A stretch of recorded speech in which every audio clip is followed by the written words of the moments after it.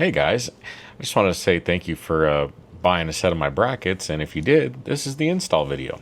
Now, this is the body of the Icom 5100, and but I'm gonna go ahead and show it to you. So if you bought the version 1 bracket, you get a left side, some hardware, and you get a right side. Or actually, this is the left side and this is the right side, but you get the point. So anyways, you're going to want to make sure that this side right here with the extrusion facing out is the one that goes on the side for each side. And then you're also going to get a cable. So I'm going to go ahead and quickly just show you how this goes together. The screw clearance is a little tight on these on the side, but basically you just get them started a little bit so they poke out just a little bit there, and you do that for each side of the bracket. I try to do this for you ahead of time. If not, the hole might actually be just big enough to where it can slide through easily as well. So it just it depends on the print. But anyways, guys, so I like to just take the body and we're just gonna go ahead and line those screw holes up onto the body like so. And this was a 2.5, if I remember correctly, Allen key, and we're just gonna screw it down. And you don't want to, make these super tight, but you want to make them nice and snug. You'll feel it. And we're going to go ahead and do this one.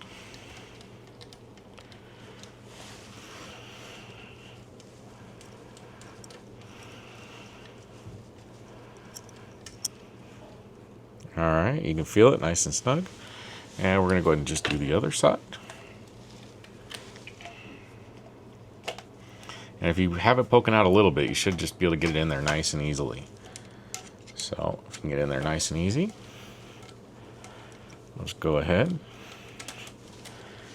And it makes it easier if you have one of these wrenches too. If not, you can use a regular Allen key.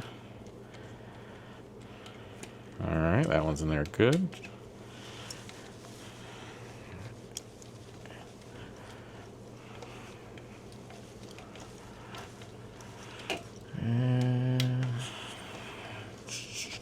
And that one's in there good, and this one I think we still got a little bit more to go.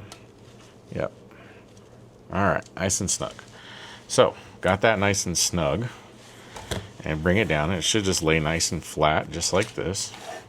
And you can see the brackets are on there nice and snug. They're not going anywhere, nice and tight.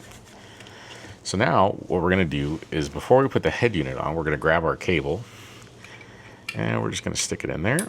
Now you can run this cable behind the back if you'd like. You can run it underneath it if you'd like.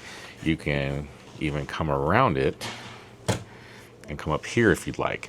So you got a couple different options on how you want to run this cable. And this is a 1-foot cable, so you have some options. And then we're gonna grab your head unit. Now all you're gonna do to put this in there is you're just gonna go in here like so, and you're just gonna snip it in, just like that. Simple as that. And if you got to bring it out, just push up on the tabs. Comes out.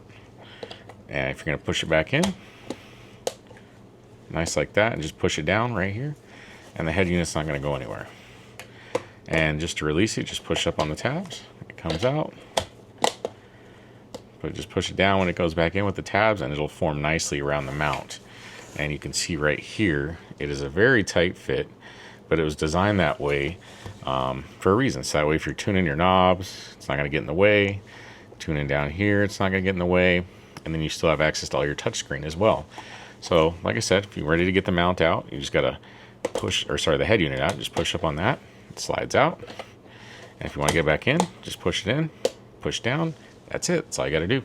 Anyways, guys, thanks for buying one of my mounts. Hope this helped you get it all going. But also don't forget to hook up the cable right there. But if you wanted to, like I was saying, minimize the cable travel, you could run it through the back, around the back if you wanted to,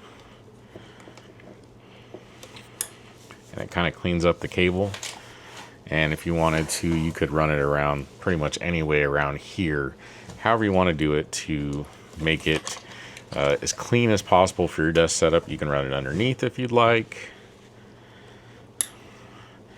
But you could put a little bit of maybe a zip tie or a Velcro tie right here and get it all nice there as well. So yeah, guys, just nice, compact, easy mount. This one's a low profile, and you get about an inch clearance between the unit and the bottom, but it's important to remember all the fans and the heatsink and stuff like that. So are wide open here. So yeah, it's got good ventilation. It won't be an issue. So anyways, guys, thanks for buying one of my mounts. I hope you really enjoy it. And if you got any feedback or any questions, feel free to drop me a message on Etsy.